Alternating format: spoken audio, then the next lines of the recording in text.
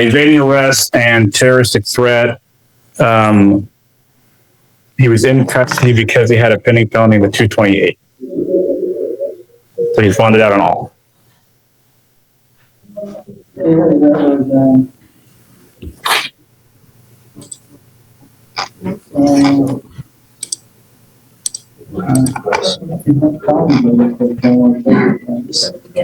The evading, I think, is 12 yards per the officer.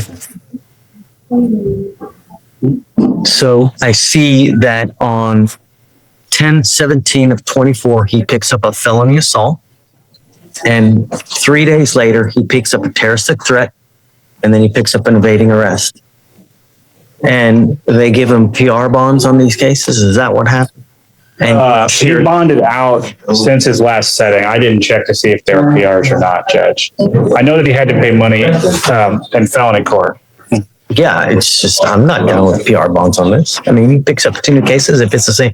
Well, hold on a second. Let's not get ahead of ourselves. You've now picked up 2 new cases. You picked up a terroristic threat. You picked up an evading arrest. I will say our cases are the new cases. So I wouldn't call them new. They're just cases. So he picked up the felony, and then afterwards he picked up his 2 misdemeanors. I don't understand why he's coming here in December when he got a bond in October. How on earth is it? He was in custody, I think, on the felony. Oh, I see. Okay, and then he bonded out of the right. Okay, got it. All right. We're going to do probable cause. You have the right to remain silent. Anything you say can or will be used against you. Please, what happened? On October 19, 2024, officer dispatched to a minor crash at a residential home in Harris County, Texas. The call described a male at the location crashing his motor vehicle, then pulling a gun, and was trying to fight people at the location. When officers arrived at the location, they observed people at the location pointing at the defendant. Upon contact with the defendant, the officers introduced themselves as Houston police and told him to stop.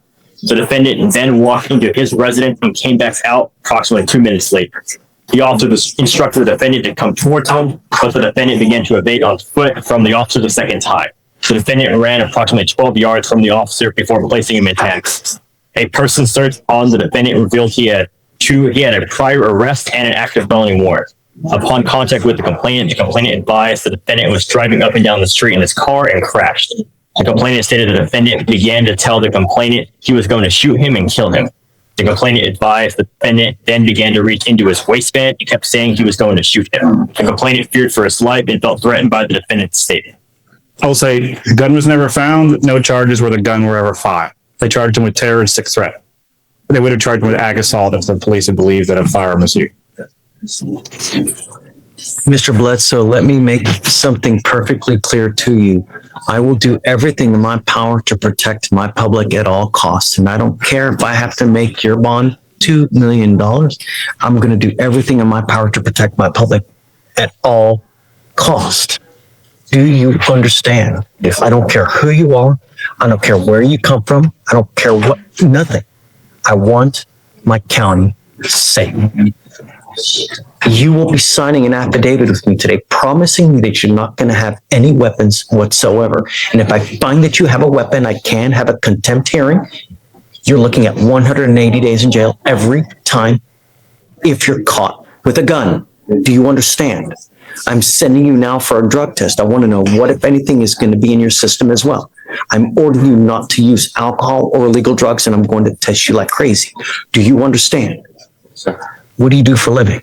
I work for Lee and Airmark Bakery. Okay. That's what you need to concentrate on.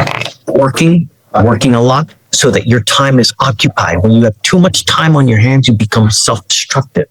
Do you understand? Yes, sir. You're right. Thank you. Do you have a Texas driver license? It's a yes or it's a no. Then you're not allowed to drive.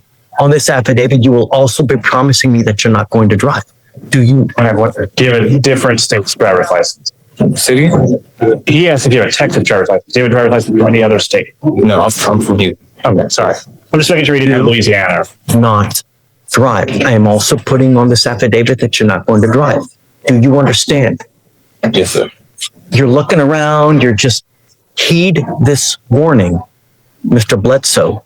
Do you understand? Yes, sir. Yes, sir. I totally understand. I only have one off day. I just sleep all day.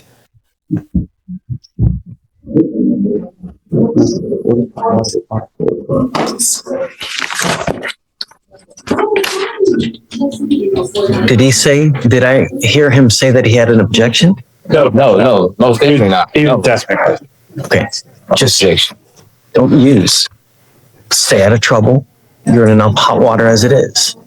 You know, the thing is, Mr. Bledsoe, is that a lot of people make very, very poor choices when they're out there in life.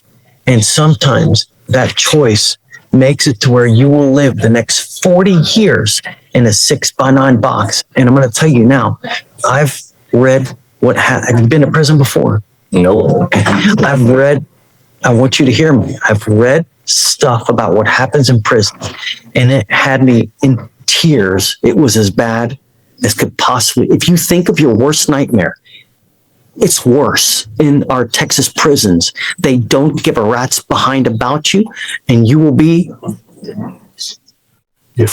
passed around like a proverbial doll. It's awful. Believe me, it's not worth it. Don't have a gun. One wrong decision in life isn't just a momentary mistake, it can change your entire future. In this case, the court repeatedly warned the defendant that the wrong path could lead straight to jail. The judge made it clear, freedom is an opportunity, and bail is not permanent protection.